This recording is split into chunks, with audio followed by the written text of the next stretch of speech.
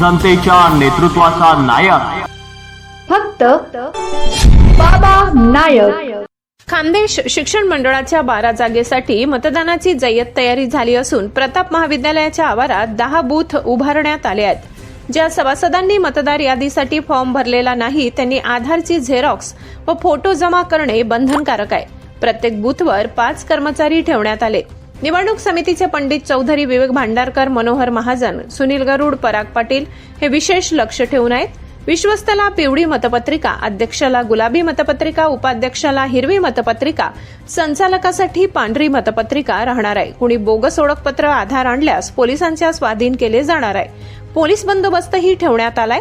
सोमवारी इंदिरा भवनामध्ये सकाळी 9 वाजेपासून मतमोजणी सुरू होईल। त्यात विश्वस्त अगोदर, नंतर उपाध्यक्ष, नंतर अध्यक्ष, यापुढे जेवणाची सुट्टी झाल्यावर संचालकांची मतमोजणी होईल। कुणाला काही आक्षेप असल्यास निवडणूक समितीशी संपर्क साधावा।